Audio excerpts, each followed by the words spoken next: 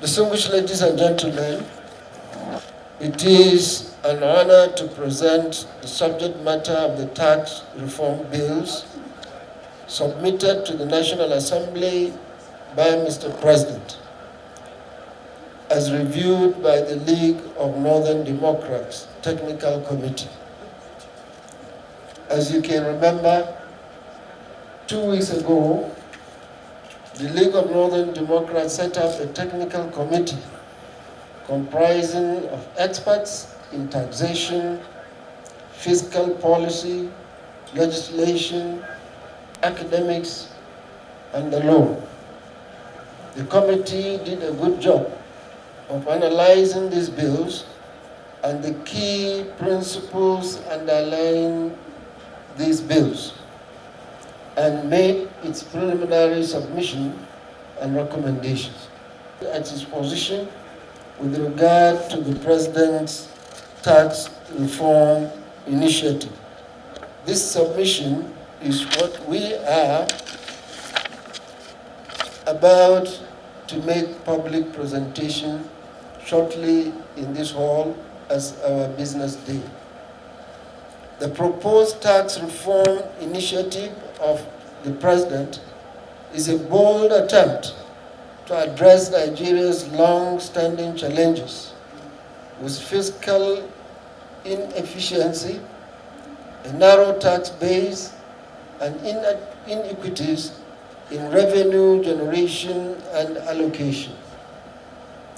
Collectively, the 4 bills seek to broaden the tax base, simplify compliance, improve revenue collection, and strengthen fiscal federalism.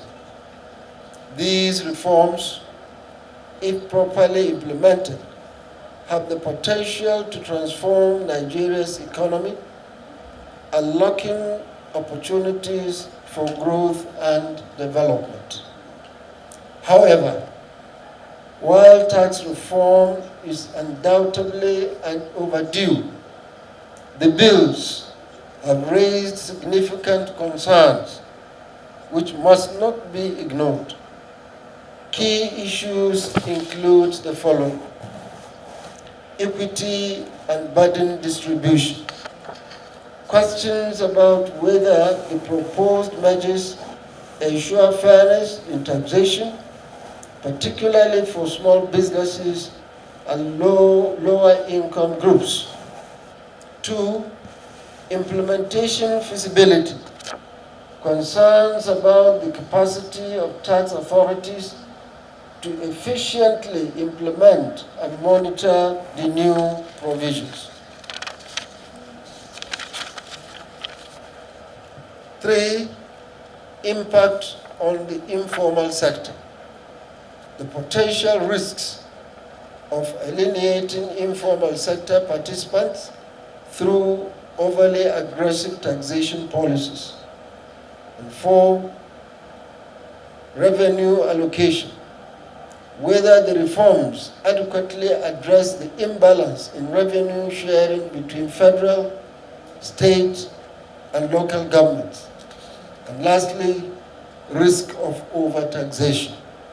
The danger of stifling economic activities by overburdening businesses and investors. Ladies and gentlemen, the League of Northern Democrats believes that if these concerns are effectively addressed, the tax reforms could position the Nigeria's economy for sustainable growth and fiscal stability. However, if these critical issues are overlooked, the country risks facing catastrophic economic, social, and political consequences that could further deepen existing challenges. We urge all stakeholders to engage constructively with these bills, ensuring that they are refined to reflect the realities and aspirations of all Nigerians. As we delve into the technical committee's detailed report, we hope to shed more light on the way forward for these crucial reforms. I wish us all fruitful deliberations after listening to the technical committee's report, which will be subjected to discussion, and we welcome your contributions, your objections, your corrections. Our intention at the end is to produce a report of a consensus of across-board members of the society and present to the National Assembly, where the bills are now lying for the consideration of the legislators. Article 1, Clause 8, 2 of the United States of American Constitution, it made provision for what is referred to as a commerce clause. If you look at that of India, it's found in Article 302 of the Indian Constitution. The Chinese have their own in Article 11.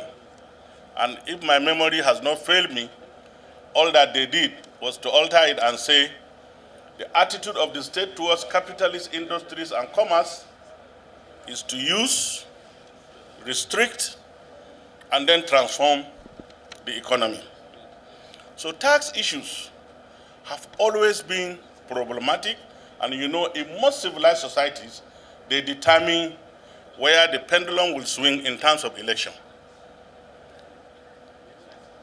But you will be surprised that the framers of our constitution were wise enough to omit commerce clause in our constitution, and it was deliberate. In the three examples I have given previously, every American citizen sees himself first and foremost as a citizen of the United States of America. An Indian equally sees himself as an Indian. And therefore, they have no issues about what is called fear of domination. But the uniqueness of Nigeria is that we first and foremost see ourselves as Efik, Hausa, Fulani, and all that. And therefore, it was found dangerous to introduce a commerce clause in our constitution. It was deliberate. So what the framers of our constitution did is to introduce what they call the economic policy of the state. And that was reproduced in Section 16 of the Constitution of the Federal Republic of Nigeria. And if you have the opportunity, please, I would want you to carefully look at that provision when you go back home. You know, the disturbing aspect is that in Nigeria, once you have microphone and these young men and women in the fourth essence of the dream are facing you, you have the convenience of calling yourself an expert. And then you are seen as such. But you see, to speak to data now is so easy that an average person with average intelligence can conveniently tell you where the pendulum is and where it is likely going to swing. So when we were constituted, we did a thorough examination of our situation. And we said, before coming into this report, let us give this preamble so that people will understand from where we are coming from. With your permission, Mr. Chairman, I will take a little bit of your time to read Section 16 of our Constitution.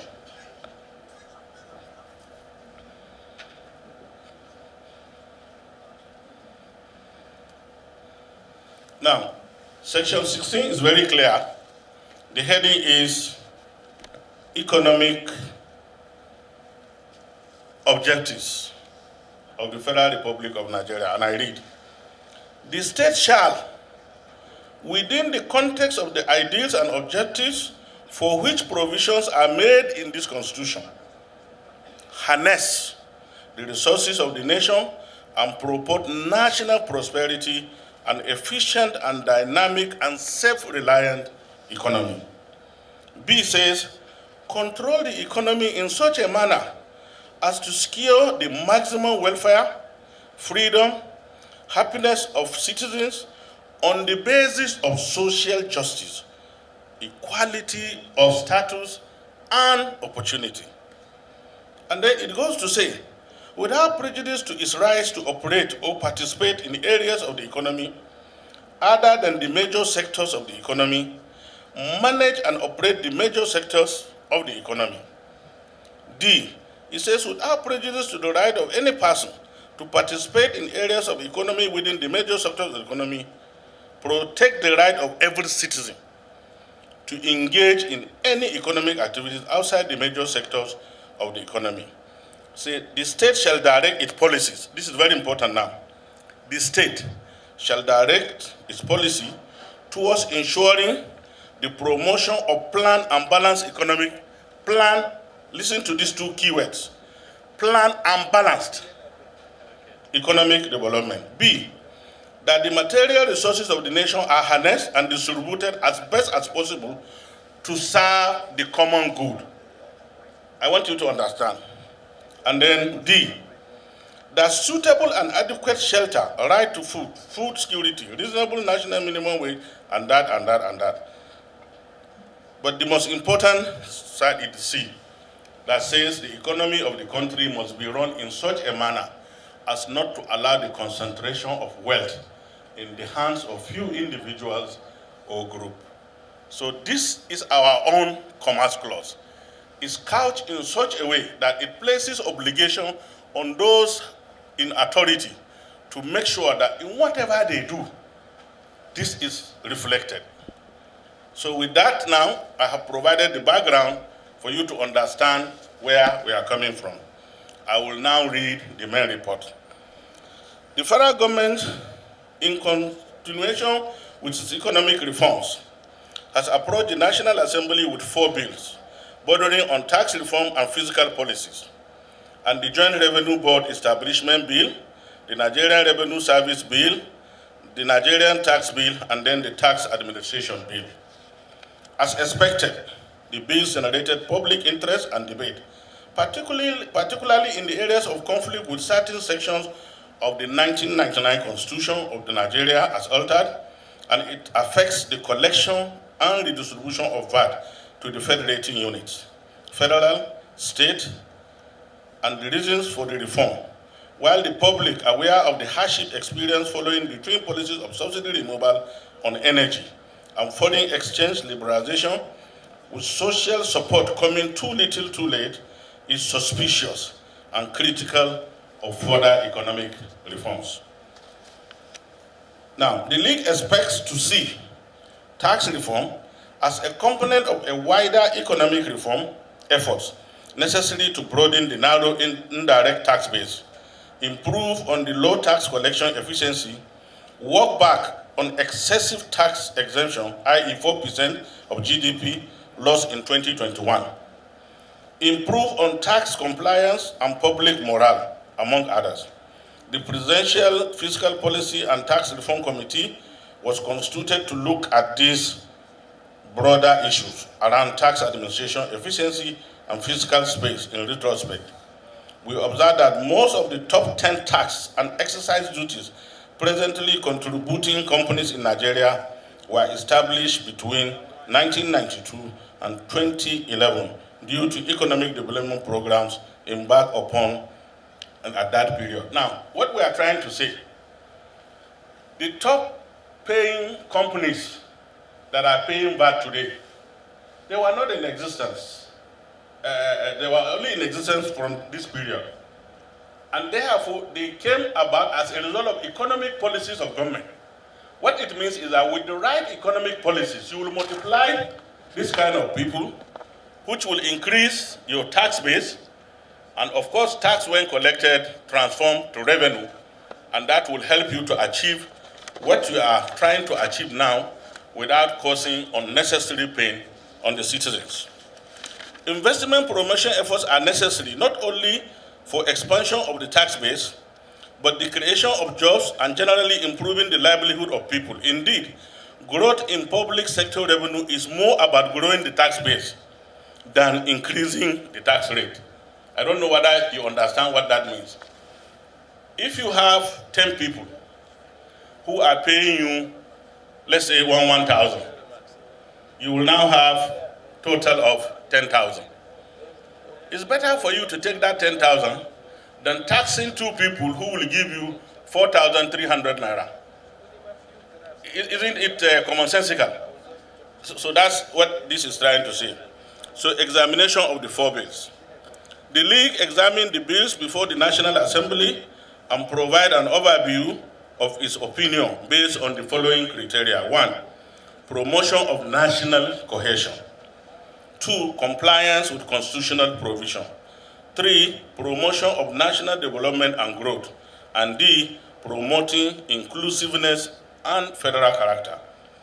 Corporate governance of the institutions responsible for tax administration.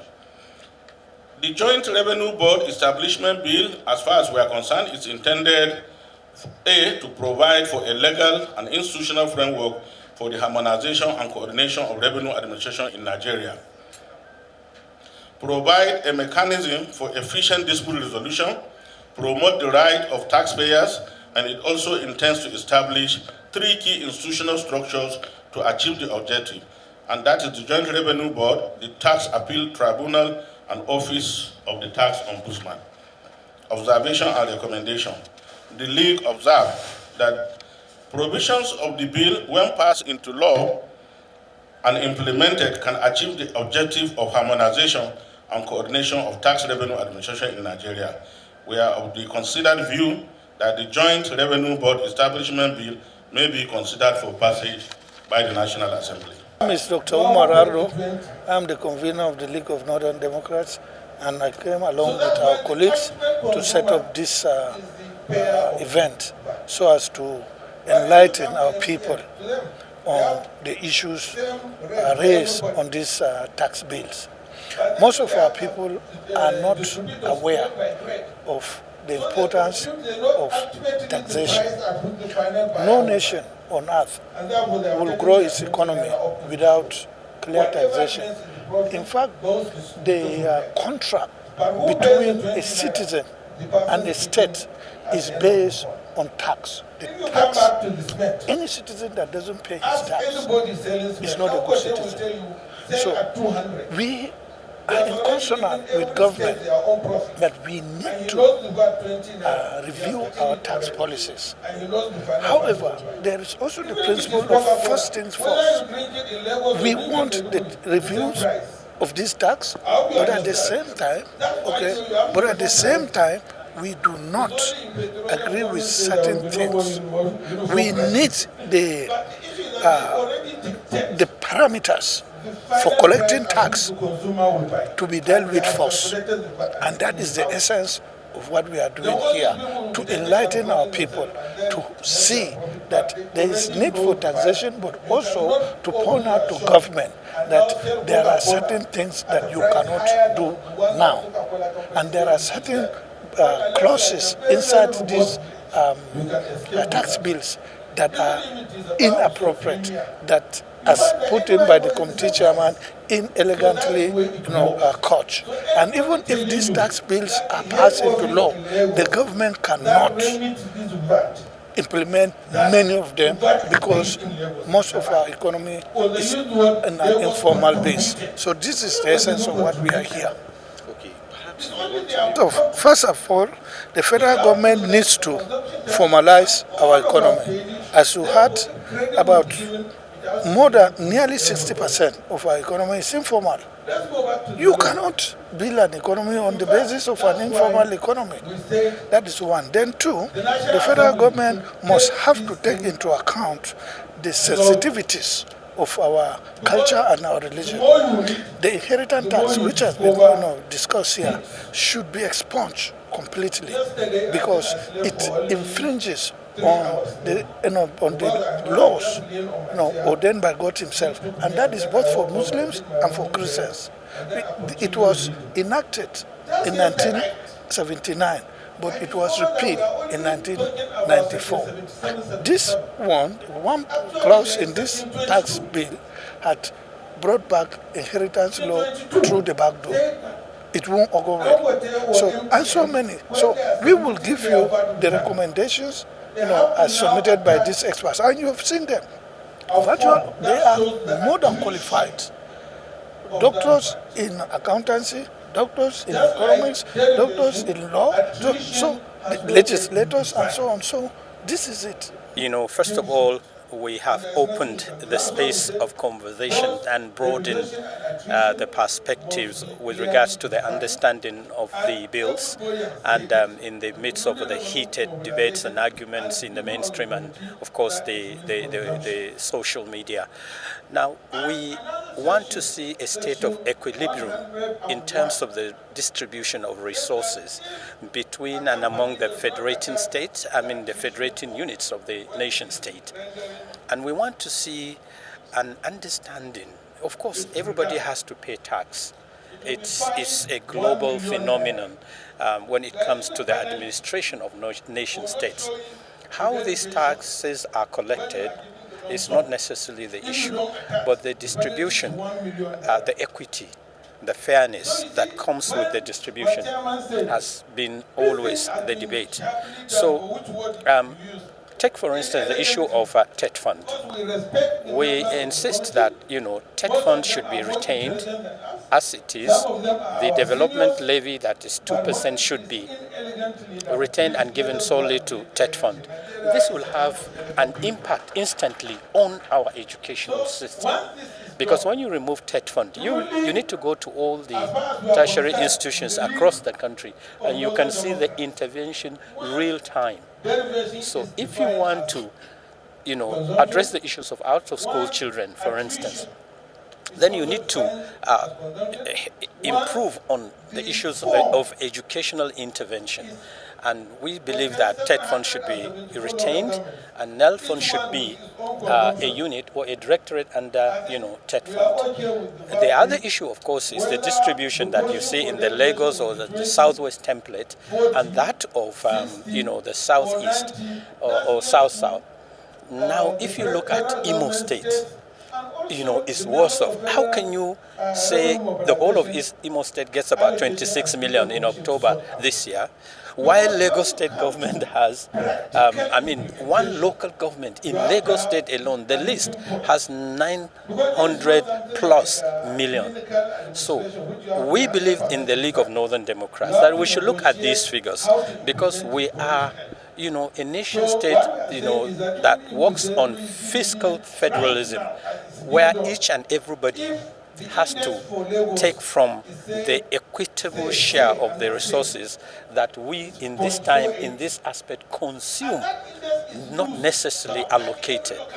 And then the issue of derivation, which of course has been discussed. So by and large, what we've done is to come up with this, discussion to broaden the perspective, the understanding, the debate, so that Nigerians will not just go blindly on the issues that are germane to our own coexistence. We should work with data, we should work with knowledge, we should work with empirical submissions that can be tested and trusted at any point in time. And it is not about even the Tinubu administration. It's all to do with it, quite all right, but it is about our own sovereign wealth, our own commonwealth. And I believe that this kind of discussion will only help the Nigerian state and the existing government in understanding and addressing the core issues involved with the, revenue bills. Like I said, the bills are inelegantly drafted. If you give a legal draftsman these 4 bills, he can reduce them into probably 50 pages, all right? And so there is an overload of literature. And also the issue of, stakeholding. I think the government needs to broaden the tentacles of contact, because contact removes conflict. If Nigerians are aware, if Nigerians come on board, if Nigerians are engaged, it won't be a question of having misgivings, having misinterpretations, and having all sorts of negativities attached to it.